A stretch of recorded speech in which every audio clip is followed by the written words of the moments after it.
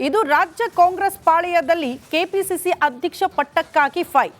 ಇನ್ನು ಬಿಜೆಪಿ ಪಾಳ್ಯದಲ್ಲಿ ಏನಾಗ್ತಾ ಇದೆ ಅಂದ್ರೆ ರಾಜ್ಯಾಧ್ಯಕ್ಷರ ಬದಲಾವಣೆ ಆಗಲೇಬೇಕು ಅಂತ ರೆಬಲ್ಸ್ ಟೀಮ್ ಪಟ್ಟು ಹಿಡ್ಕೊಂಡಿದೆ. ಎಷ್ಟರ ಮಟ್ಟಿಗೆ ಲಾಬಿಗಳಾಗ್ತಾ ಇದೆ, ಒತ್ತಡ ಹೇರ್ತಿದ್ದಾರೆ ಅಂದ್ರೆ ಬಹಿರಂಗ ಹೇಳಿಕೆಗಳನ್ನ ಕೊಡೋ ಮೂಲಕ ಪಕ್ಷಕ್ಕೆ ಡ್ಯಾಮೇಜ್ ತರುವಂತಹ ಕೆಲಸಗಳಾಗ್ತಾ ಇದೆ. ಹಾಗಾಗಿ ಈಗ ಅಮಿತ್ ಶಾ ಅವರ ಎಂಟ್ರಿ ಆಗ್ಬಿಟ್ಟಿದ್ದಾರಂತೆ. ಇಬ್ಬರು ನಾಯಕರಿಗೆ ಅಮಿತ್ ಶಾ ಖಡಕ್ ಕ್ಲಾಸ್ ತೆಗೆದುಕೊಂಡಿದ್ದಾರೆ ಎನ್ನುವುದರ ಡೀಟೇಲ್ ಸಿಗ್ತಾ ಇದೆ. ಯತ್ನಾಳ್ ಸೇರಿ ನಾಯಕರ ಹೇಳಿಕೆ ಬಗ್ಗೆ ಅಮಿತ್ ಶಾ ಅವರು ಸಮಾಲೋಚನೆ ಮಾಡಿದ್ದಾರೆ. ಬಂಡಾಯಗಾರರಿಗೆ ಮೂಗುದಾರ ಹಾಕುವ ಬಗ್ಗೆ ನಿರ್ಧಾರ ಮಾಡಿದ್ದಾರೆ ಎನ್ನುವುದರ ಡೀಟೇಲ್ ಸಿಗ್ತಾ ಇದೆ. ಬಂಡಾಯವನ್ನ ಯಾವುದೇ ಕಾರಣಕ್ಕೂ ಪಕ್ಷ ಸಹಿಸೋದಿಲ್ಲ ಅಂತ ಅಮಿತ್ ಶಾ ಗರಂ ಹಾಕಿದ್ದಾರಂತೆ. ಸಭೆಯ ಬಳಿಕ ಯತ್ನಾಳ್ಗೆ ನೋಟಿಸ್ ನೀಡುವ ವಿಚಾರಕ್ಕೆ ಸಂಬಂಧಪಟ್ಟಂತೆ ಆಲ್ರೆಡಿ ನೋಟಿಸ್ ಇಶ್ಯೂ ಆಗಿದೆ ಅವರಿಗೆ. ಯತ್ನಾಳ್ ವಿರುದ್ಧ ಕ್ರಮಕ್ಕೆ ಮುಂದಾಗುತ್ತಾ ಬಿಜೆಪಿಯ ಹೈಕಮಾಂಡ್ ಅನ್ನೋದೇ ಸದ್ಯ ಇರುವಂತಹ ಪ್ರಶ್ನೆ. ಬಹುತೇಕರಿಗೆ ಈ ಪ್ರಶ್ನೆ ಕಾಡ್ತಾ ಇತ್ತು. ಯಾಕೆ ಯತ್ನಾಳ್ ಅವರು ಬಹಿರಂಗ ಹೇಳಿಕೆಗಳನ್ನ ಕೊಟ್ಟರು ಕೂಡ ಆ ಮೂಲಕ ಪಕ್ಷಕ್ಕೆ ಡ್ಯಾಮೇಜ್ ಆಗ್ತಾ ಇದ್ರು ಕೂಡ ಕ್ರಮ ಕೈಗೊಳ್ತಾ ಇಲ್ಲ ಅಂತ. ಮೋಸ್ಟ್ಲಿ ಈಗ ಕ್ರಮ ತೆಗೆದುಕೊಳ್ಳೋದಕ್ಕೆ ಬಿಜೆಪಿ ಹೈಕಮಾಂಡ್ ನಿರ್ಧಾರ ಮಾಡಿದೆ ಅಂತ. ಈ ಬಗ್ಗೆ ಮತ್ತಷ್ಟು ಡೀಟೇಲ್ಸ್ ಅನ್ನ ಪಡ್ಕೊಳ್ಳೋಣ. ಪೊಲಿಟಿಕಲ್ ಬ್ಯೂರೋ ಹೆಡ್ ವಿಜಯ್ ದೂರವಾಣಿ ಸಂಪರ್ಕದಲ್ಲಿದ್ದಾರೆ. ವಿಜಯ್, ಬಹಳ ನಿರೀಕ್ಷೆ ಇದ್ದಿದ್ದು ಯತ್ನಾಳ್ ಅವರು ಬಹಿರಂಗ ಹೇಳಿಕೆ ಕೊಟ್ಟರು ಕೂಡ ಯಾಕೆ ಬಿಜೆಪಿ ಹೈಕಮಾಂಡ್ ಸೈಲೆಂಟ್ ಆಗಿದೆ ಅಂತ. ಈಗ ನೋಟಿಸ್ ಕೊಟ್ಟಿದ್ದಾರೆ, ನೋಟಿಸ್ಗೆ ತಲೆ ಕೆಡಿಸ್ಕೊಳ್ತಾರಾ ಯತ್ನಾಳ್ ಅನ್ನೋದು ಪ್ರಶ್ನೆ. ಖಂಡಿತವಾಗ್ಲೂ ಶ್ರುತಿ, ಏನು ರಾಜ್ಯ ಬಿಜೆಪಿಯ ಬಣಗಳ ಬಡಿದಾಟ ಕಳೆದ ಒಂದು ತಿಂಗಳಿಂದ ಅತಿಯಾದ ಹಿನ್ನೆಲೆಯಲ್ಲಿ, ತಾರಕಕ್ಕೇರುವಂತ ಹಿನ್ನೆಲೆಯಲ್ಲಿ ಹೈಕಮಾಂಡ್ ಇಲ್ಲಿವರೆಗೂ ಕೂಡ ಎಂಟ್ರಿ ಆಗಿರಲಿಲ್ಲ. ಆದ್ರೆ ದೆಹಲಿ ವಿಧಾನಸಭಾ ಚುನಾವಣಾ ಫಲಿತಾಂಶ ಮುಗಿದ ಬಳಿಕ ಕೂಡಲೇ ಕೂಡ ಇದಕ್ಕೆ ಸಂಬಂಧಪಟ್ಟಂತೆ ದೆಹಲಿ ಹೈಕಮಾಂಡ್, ಅದರಲ್ಲೂ ಅಮಿತ್ ಶಾ ಎಂಟ್ರಿ ಆಗಿರುವಂತದ್ದು. ರಾಜ್ಯದ ಪ್ರಮುಖ ಇಬ್ಬರು ನಾಯಕರ ಜೊತೆ ರಾಜ್ಯದ ಬೆಳವಣಿಗೆಗಳ ಸಂಬಂಧಪಟ್ಟಂತೆ ಮುಂದಿನ ಕ್ರಮಗಳ ಬಗ್ಗೆ, ಆಗುವಗಳ ಬಗ್ಗೆ ಅಲ್ಲ, ಮುಂದಿನ ಕ್ರಮಗಳ ಬಗ್ಗೆ ಸಮಗ್ರವಾಗಿ ಸಮಾಲೋಚನೆ ನಡೆಸಿದ್ದಾರೆ. ಸುಮಾರು ಅರ್ಧ ಗಂಟೆಗಳ ಕಾಲ ಕುಳಿತು ಅಮಿತ್ ಶಾ ಸಮಾಲೋಚನೆ ನಡೆಸಿರುವಂತದ್ದು. ಆ ವೇಳೆ ಖಡಕ್ ಏನು ನಿರ್ಧಾರವನ್ನ ಕೈಗೊಂಡಿರುವಂತದ್ದು. ಇಬ್ಬರು ಒಂದ್ ಕಡೆ ವಿಜಯೇಂದ್ರ ವಿರುದ್ಧ ಏನು ದೂರನ್ನ ಹೇಳ್ತಾ ಇರುವಂತದ್ದು, ಮತ್ತು ಮತ್ತೊಂದ್ ಕಡೆ ಏನು ಅತೃಪ್ತರ ಅಂದ್ರೆ ಅಸಮಾಧಾನಿತ ರೆಬಲ್ ಬಣಗಳ ಸಂಬಂಧಪಟ್ಟಂತ ಕೂಡ ಏನು ದೂರನ್ನು ಬರ್ತಾ ಇರುವಂತ ಹಿನ್ನೆಲೆಯಲ್ಲಿ ಈ ಬಗ್ಗೆ ಕಠಿಣ ಕ್ರಮಕ್ಕೆ ಮುಂದಾಗಿರುವಂತದ್ದು. ಅದರ ಭಾಗವಾಗಿ ಮುಂದಿನ ಏನು ನೋಟಿಸ್ ಅನ್ನ ಕೊಟ್ಟು ನಂತರ ಕ್ರಮ ಕೈಗೊಳ್ಳಲು ಸಂಬಂಧಪಟ್ಟಂತ ಕೂಡ ಸಭೆಯಲ್ಲಿ ಚರ್ಚೆ ಆಗಿರುವಂತದ್ದು. ಇದೇ ವೇಳೆ ಅಮಿತ್ ಶಾ ಅವರು ಈ ರಾಜ್ಯದ ಬಿಜೆಪಿಯ ಬೆಳವಣಿಗೆಗೆ ಸಂಬಂಧಪಟ್ಟಂತೆ ತೀವ್ರ ಅಸಮಾಧಾನ ಹೊರ ಹಾಕಿರುವಂತದ್ದು.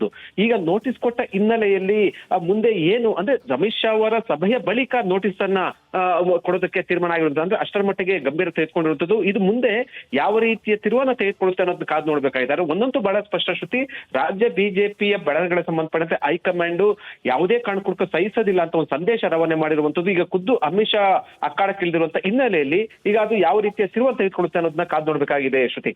ಓಕೆ ವಿಜಯ್, ಧನ್ಯವಾದಗಳು ತಮ್ಮೆಲ್ಲ ಮಾಹಿತಿಗೆ.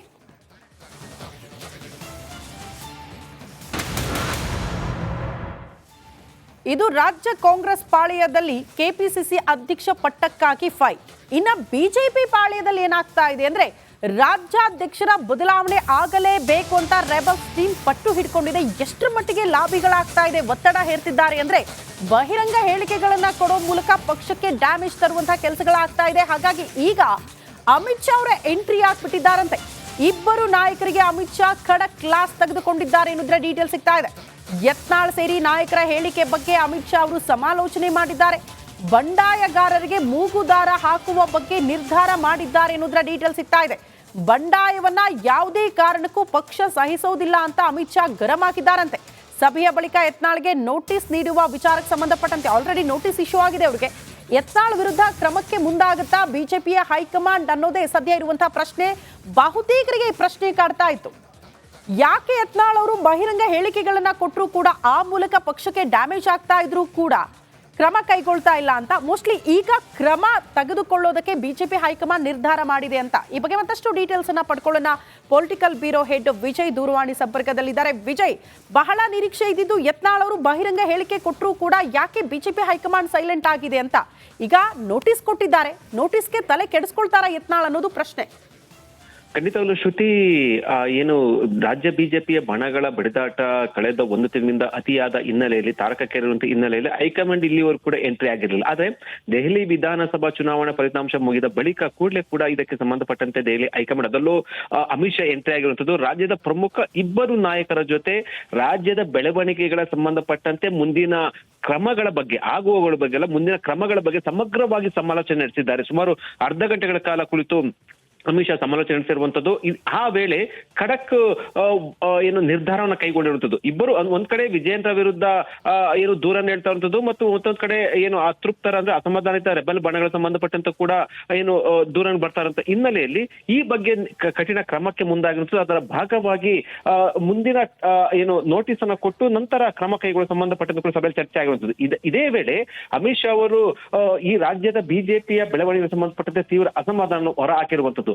ಈಗ ನೋಟಿಸ್ ಕೊಟ್ಟ ಹಿನ್ನೆಲೆಯಲ್ಲಿ ಮುಂದೆ ಏನು ಅಂದ್ರೆ ಅಮಿತ್ ಶಾ ಅವರ ಸಭೆಯ ಬಳಿಕ ನೋಟಿಸ್ ಅನ್ನ ಕೊಡೋದಕ್ಕೆ ತೀರ್ಮಾನ ಆಗಿರುತ್ತದೆ. ಅಂದ್ರೆ ಅಷ್ಟರ ಮಟ್ಟಿಗೆ ಗಂಭೀರ ತೆಗೆದುಕೊಂಡಿರುವಂತದ್ದು. ಇದು ಮುಂದೆ ಯಾವ ರೀತಿಯ ತಿರುವನ್ನ ತೆಗೆದುಕೊಳ್ಳುತ್ತೆ ಅನ್ನೋದು ಕಾದು ನೋಡ್ಬೇಕಾಗಿದ್ದಾರೆ. ಒಂದಂತೂ ಬಹಳ ಸ್ಪಷ್ಟ ಶ್ರುತಿ, ರಾಜ್ಯ ಬಿಜೆಪಿಯ ಬೆಳವಣಿಗೆಗೆ ಸಂಬಂಧಪಟ್ಟಂತೆ ಹೈಕಮಾಂಡ್ ಯಾವುದೇ ಕಾರಣಕ್ಕೂ ಸಹಿಸೋದಿಲ್ಲ ಅಂತ ಒಂದು ಸಂದೇಶ ರವಾನೆ ಮಾಡಿರುವಂತದ್ದು. ಈಗ ಖುದ್ದು ಅಮಿತ್ ಶಾ ಅಕ್ಕಾಡಕ್ಕಿಳಿದಿರುವಂತ ಹಿನ್ನೆಲೆಯಲ್ಲಿ ಈಗ ಅದು ಯಾವ ರೀತಿಯ ತಿರುವನ್ನ ತೆಗೆದುಕೊಳ್ಳುತ್ತೆ ಅನ್ನೋದನ್ನ ಕಾದು ನೋಡ್ಬೇಕಾಗಿದೆ ಶ್ರುತಿ. ಓಕೆ ವಿಜಯ್, ಧನ್ಯವಾದಗಳು ತಮ್ಮೆಲ್ಲ ಮಾಹಿತಿಗೆ.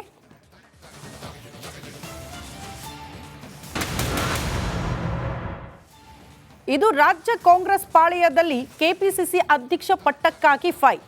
ಇನ್ನ ಬಿಜೆಪಿ ಪಾಳೆಯದಲ್ಲಿ ಏನಾಗ್ತಾ ಇದೆ ಅಂದ್ರೆ ರಾಜ್ಯಾಧ್ಯಕ್ಷರ ಬದಲಾವಣೆ ಆಗಲೇಬೇಕು ಅಂತ ರೆಬಲ್ಸ್ ಟೀಮ್ ಪಟ್ಟು ಹಿಡ್ಕೊಂಡಿದೆ. ಎಷ್ಟರ ಮಟ್ಟಿಗೆ ಲಾಬಿಗಳಾಗ್ತಾ ಇದೆ, ಒತ್ತಡ ಹೇರ್ತಿದ್ದಾರೆ ಅಂದ್ರೆ ಬಹಿರಂಗ ಹೇಳಿಕೆಗಳನ್ನ ಕೊಡೋ ಮೂಲಕ ಪಕ್ಷಕ್ಕೆ ಡ್ಯಾಮೇಜ್ ತರುವಂತಹ ಕೆಲಸಗಳಾಗ್ತಾ ಇದೆ. ಹಾಗಾಗಿ ಈಗ ಅಮಿತ್ ಶಾ ಅವರ ಎಂಟ್ರಿ ಆಗ್ಬಿಟ್ಟಿದ್ದಾರಂತೆ. ಇಬ್ಬರು ನಾಯಕರಿಗೆ ಅಮಿತ್ ಶಾ ಖಡಕ್ ಕ್ಲಾಸ್ ತೆಗೆದುಕೊಂಡಿದ್ದಾರೆ ಎನ್ನುವುದರ ಡೀಟೇಲ್ ಸಿಗ್ತಾ ಇದೆ. ಯತ್ನಾಳ್ ಸೇರಿ ನಾಯಕರ ಹೇಳಿಕೆ ಬಗ್ಗೆ ಅಮಿತ್ ಶಾ ಅವರು ಸಮಾಲೋಚನೆ ಮಾಡಿದ್ದಾರೆ. ಬಂಡಾಯಗಾರರಿಗೆ ಮೂಗುದಾರ ಹಾಕುವ ಬಗ್ಗೆ ನಿರ್ಧಾರ ಮಾಡಿದ್ದಾರೆ ಎನ್ನುವುದರ ಡೀಟೇಲ್ ಸಿಗ್ತಾ ಇದೆ. ಬಂಡಾಯವನ್ನ ಯಾವುದೇ ಕಾರಣಕ್ಕೂ ಪಕ್ಷ ಸಹಿಸೋದಿಲ್ಲ ಅಂತ ಅಮಿತ್ ಶಾ ಗರಂ ಹಾಕಿದ್ದಾರಂತೆ. ಸಭೆಯ ಬಳಿಕ ಯತ್ನಾಳ್ಗೆ ನೋಟಿಸ್ ನೀಡುವ ವಿಚಾರಕ್ಕೆ ಸಂಬಂಧಪಟ್ಟಂತೆ ಆಲ್ರೆಡಿ ನೋಟಿಸ್ ಇಶ್ಯೂ ಆಗಿದೆ ಅವರಿಗೆ. ಯತ್ನಾಳ್ ವಿರುದ್ಧ ಕ್ರಮಕ್ಕೆ ಮುಂದಾಗುತ್ತಾ ಬಿಜೆಪಿಯ ಹೈಕಮಾಂಡ್ ಅನ್ನೋದೇ ಸದ್ಯ ಇರುವಂತಹ ಪ್ರಶ್ನೆ. ಬಹುತೇಕರಿಗೆ ಈ ಪ್ರಶ್ನೆ ಕಾಡ್ತಾ ಇತ್ತು. ಯಾಕೆ ಯತ್ನಾಳ್ ಅವರು ಬಹಿರಂಗ ಹೇಳಿಕೆಗಳನ್ನ ಕೊಟ್ಟರು ಕೂಡ ಆ ಮೂಲಕ ಪಕ್ಷಕ್ಕೆ ಡ್ಯಾಮೇಜ್ ಆಗ್ತಾ ಇದ್ರು ಕೂಡ ಕ್ರಮ ಕೈಗೊಳ್ತಾ ಇಲ್ಲ ಅಂತ. ಮೋಸ್ಟ್ಲಿ ಈಗ ಕ್ರಮ ತೆಗೆದುಕೊಳ್ಳೋದಕ್ಕೆ ಬಿಜೆಪಿ ಹೈಕಮಾಂಡ್ ನಿರ್ಧಾರ ಮಾಡಿದೆ ಅಂತ. ಈ ಬಗ್ಗೆ ಮತ್ತಷ್ಟು ಡೀಟೇಲ್ಸ್ ಅನ್ನ ಪಡ್ಕೊಳ್ಳೋಣ.